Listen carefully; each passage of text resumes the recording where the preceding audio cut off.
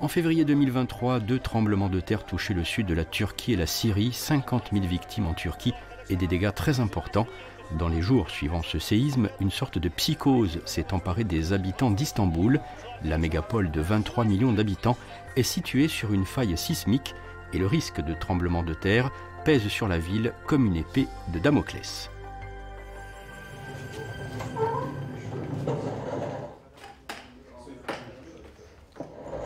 Dans cet atelier de couture du quartier Üsküdar, c'est le grand chambardement ce matin-là. Les machines à coudre doivent laisser place aux outils de maçons. Une équipe de la municipalité s'apprête à diagnostiquer l'état structurel du bâtiment. Il y a toujours de la rouille qui se forme, de la corrosion. Nous mesurons cette corrosion, la perte de diamètre, et après nous allons voir dans la base de données à la mairie. Et nous relevons toutes les informations qui concernent le sol, les fondations, le cadastre. Nous regardons les plans. Résistance du béton, état du ferraillage, tout est passé au crible dans ce rez-de-chaussée qui, comme la plupart des locaux commerciaux, n'est pas cloisonné, donc plus fragile. C'est une très bonne chose. Tout le monde devrait le faire. Istanbul est une ville immense, une très grande ville donc. Que Dieu nous préserve, en cas de tremblement de terre, le mal qui sera fait sera irréparable. Les personnes sous les décombres seront inaccessibles. Elles mourront dans de grandes souffrances. C'est pourquoi il faut prendre des mesures très rapides. On l'entend toujours, on dit que ceci ou cela est fait, mais nous ne voyons rien de tangible. La suite de l'inspection se déroule dans les étages. Chaque colonne est testée grâce à cet outil, le scléromètre de Schmidt. Nous ponçons l'enduit sur cette colonne pour pouvoir mieux mesurer les valeurs dont nous avons besoin. Puis, avec le scléromètre de Schmidt, nous mesurons la solidité du béton dans la colonne. Nous devons tenir l'appareil bien droit pour prélever les mesures. Nous l'appuyons contre, comme ça, pour lire les données qui s'affichent ici. Les armatures métalliques sont passées de 16 à 15 mm de diamètre. C'est un résultat satisfaisant, car visiblement du sable de mer a été utilisé dans le béton. Il faut dire que la construction date d'avant 1999, avant le séisme d'Izmit, qui a changé pas mal de choses. Avant cela, les bâtiments étaient généralement construits avec du sable de mer. Les bâtiments qui n'ont pas bénéficié d'une ingénierie appropriée sont souvent ceux construits avant 2000. Il y a plusieurs raisons à ça. Selon moi, la plus importante, c'est qu'il n'y avait pas assez de contrôle pendant les constructions. Après le séisme, ces contrôles ont un peu augmenté. Et en 2017, une nouvelle réglementation sur les normes parasismiques est sortie. Depuis, les bâtiments sont construits de manière beaucoup plus appropriée. Les contrôles sont effectués par la mairie métropolitaine d'Istanbul à la demande des propriétaires. Il suffit pour cela de se rendre sur un site internet. Dans ces bureaux, on a clairement senti une psychose après le séisme du 6 février 2023 qui a fait plus de 50 000 morts dans le sud du pays. Alors qu'on recevait 300 demandes par mois jusqu'en février 2023, le lendemain du séisme du 6 février, nous avons reçu 22 000 demandes en une journée. Nous avons donc rapidement mis ce site en place et c'est par là que nous recevons toutes les demandes.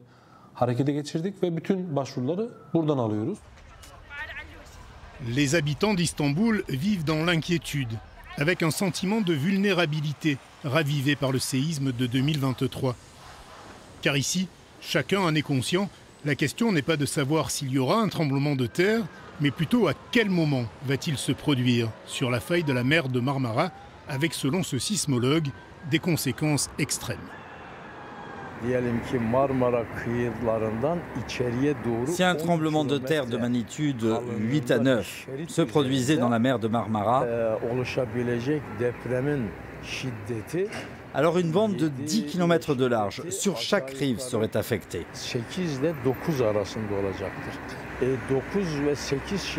Un tremblement de terre de cette intensité pourrait endommager et endommagerait même les bâtiments correctement construits. La mégapole turque compte plus de 6000 blessés, près de 600 morts. Les recherches continuent avec, enfin, des moyens adaptés, même s'il est souvent trop tard. Le 17 août 1999, en pleine nuit, l'épicentre du séisme de magnitude 7,4 se trouve près d'Izmit, à 80 km d'Istanbul. La nuit est retombée sur Istanbul. Et comme hier, les plus démunis se sont installés dans les parcs ou sur les places publiques. Seuls endroits à peu près sûrs.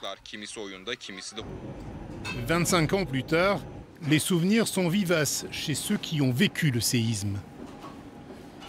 Bien sûr, la vie quotidienne suit son cours, mais quand arrive l'été et que tombe la nuit... Il fait chaud, et c'était l'été quand nous avons vécu le tremblement de terre. On a toujours cette angoisse.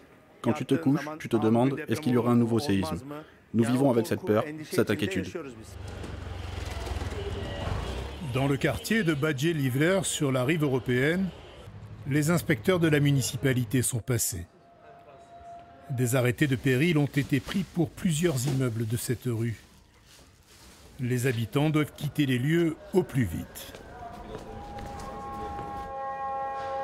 Erkan Ünlü habite la rue depuis sa naissance. Il souhaite que son immeuble soit rasé puis reconstruit grâce aux aides publiques, mais il peine à convaincre ses voisins. Le fait que les habitants de notre immeuble voient les travaux, je pense que ça les encourage eux aussi à reconstruire l'immeuble. Si on reconstruit l'immeuble dans le cadre du plan étatique de renouvellement urbain, nous avons droit à une aide de 20 000 €. Et aussi, quand l'immeuble est détruit et reconstruit, il y a la possibilité d'ajouter 2 étages supplémentaires. Ça divise le coût presque par 4. Donc, au lieu de payer 52 000 € par appartement, il ne reste plus que 13 000 €. On s'en sort pour 13 000 €. Erkan habite avec sa femme et sa fille depuis une dizaine d'années dans cet immeuble de 1976, une époque où l'on faisait peu cas des normes de construction. C'est sûr, il y a un souci, il y a une fissure. Ils disent que c'est une fissure dans l'enduit ou une fissure dans la colonne, on ne sait pas vraiment. On ne peut pas savoir, mais ce qui est sûr, c'est que l'immeuble a 48 ans. L'inquiétude a conduit certains Stambouliotes à fuir la ville. Erkan et sa famille sont restés. Malgré l'angoisse, ils n'ont pas les moyens de quitter la mégapole pour l'instant. S'il y a des gens qui ont déménagé, je pense personnellement que ce devaient être des fonctionnaires ou des gens avec un certain revenu. Ils ont dû se dire « je ne peux plus continuer à Istanbul. C'est mieux de partir et de ne pas prendre de risques ». Quand je me projette dans 10-15 ans, je n'envisage pas de rester vivre à Istanbul.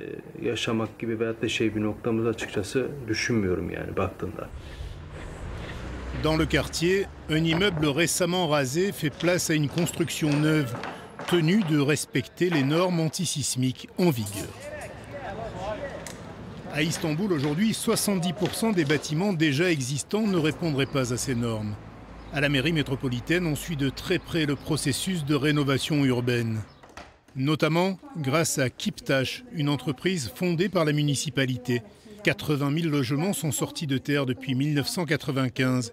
Kiptaş coordonne et permet une aide au financement dans un contexte de crise économique et d'envolée des prix de l'immobilier.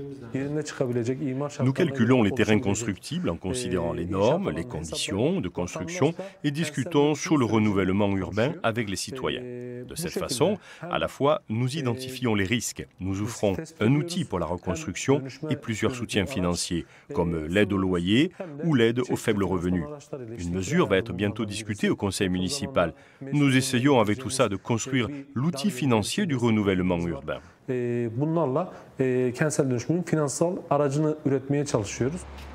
La rénovation urbaine, la prévention, c'est le cheval de bataille du sismologue Naji Görür.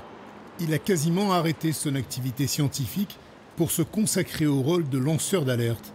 Mais visiblement, la route est encore longue. Pendant 3-4 ans, il y a eu des avancées. Mais après, je ne sais pas pourquoi, on a laissé tomber. Tout ce qu'on a dit qu'on n'oublierait plus jamais a été oublié. On est revenu en arrière. Le séisme a petit à petit disparu de l'actualité. On n'en a plus parlé. En cas de séisme majeur à Istanbul, on estime que 200 000 bâtiments sur le 1 200 000 que compte la ville s'effondreraient. Cela représente 17% de l'habitat. Ces 200 000 édifices abritent 3 des 18 millions d'habitants de la mégapole.